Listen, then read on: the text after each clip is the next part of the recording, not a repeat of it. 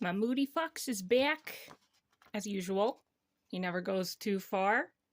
There's the gist. There's the that. And here is the marker. So in order to get this pose, I actually took some reference photos of myself, which I do often, but there's good and bad with it. The good thing is that, I mean, if you can get your camera placed right, and all that jazz, you can pretty much get whatever angle you need, whatever pose you need, and you can truly customize your reference photo in that sense. The downside then is that, at least for me personally, I tend to end up drawing my characters closer to my body style. And by that, I'm got some pudge that I try not to add in.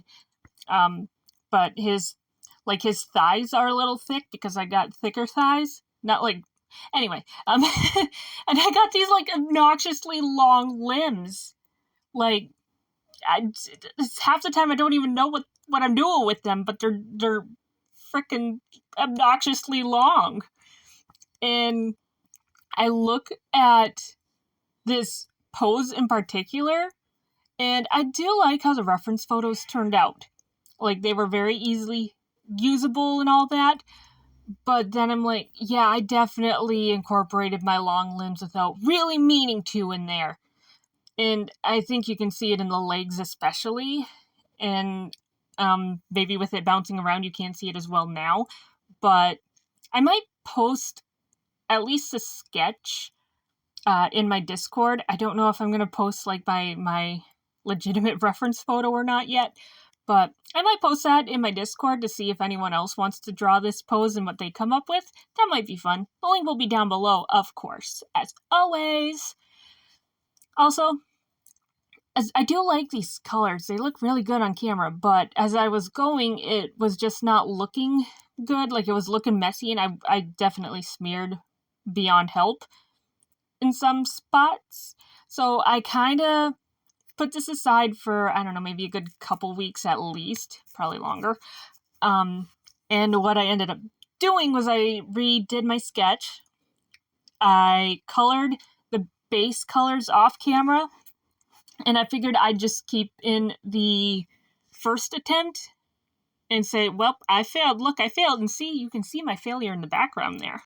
And the thing that I was having a hard time with, other than my obnoxiously long limbs, I may or may not bring that up again. I make no promises. But the other thing I was having a hard time with was I have several different shades of pink in a few different brands of markers. But as you can see, it all just kind of looks the same, like his tail just blends in with the couch, because these markers, I'm sure there's pale ones out there, but I don't own any colors that are pale enough for me. Like, some of them are dried out. I could probably look at getting some refills for them, but the rest are too bright. And you know me, I can't work with super bright, vibrant colors. Like, other people can make them look fantastic. I, for whatever reason, cannot handle it. I don't understand. I may never understand. I don't even know if I need to understand. I can't handle it. Like, I need these softer colors. And I do know part of it is that, especially with like markers, colored pencil, things like that, it's easiest to start off with that light base. Because, well, once the colored pencil's down, like if I were to just throw a black pencil, like a layer of that down, I would not be able to put anything on top without the color being extremely warped. Like, it would not be its original color. And I mean, you get that with color blending anyway, but like, I could not really make that black lighter. I just went on a tangent. I think I lost track, but I hope I made some sense. But I mean, so there is a reason for that, but it's not like you can't like do a base coat of a vibrant color and work from there. Also, I bought these glitter gem pen things, like, I don't know, I want to say at least a year ago at a rummage sale, maybe 2.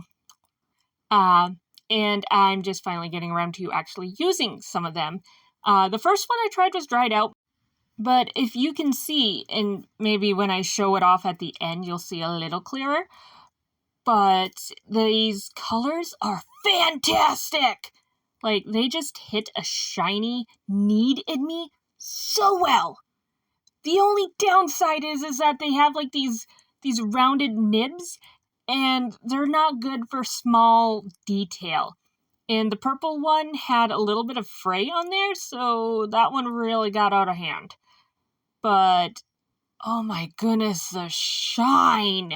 You will see the shine a little clearer at the end, hopefully, when I show off the project. But trust me, the shine, pretty, beautiful, love it. And if you've been on my channel for a while, you know I like my shiny things. And my pink things, and my purple things, and my fox things. I have a very obvious taste, I guess. But yeah, so I'm not gonna lie, I kind of am toying with the idea of trying to reshape the nib with some scissors. And I can already guarantee that's probably not gonna go well. But I kind of want to try it anyway because I want fine details. I suppose I could look on Amazon to see if they have something like this in fine nib detailed stuff, but then I have to spend more money, which I have money that I could do, but then I might be breaking into my Hobby Lobby budget. And I don't give up my Hobby Lobby budget. That's my therapy. That is my weekly therapy. Those girls know me there so well, and I love it. So Hobby Lobby is not going away anytime soon. Not for me anyway. But anyway, yeah, you can't even see me trying to add highlights, but I actually finished the coloring part, other than the base marker, like all the color pencil and stuff I did, I actually finished within a day. And I was, oh, that's pretty cool. I do like the colors. I think it's neat. There's definitely some things that are off about it, as we can see, but I'm not exactly practicing drawing chairs. But let me know what you think down below. But until next time, bye-bye!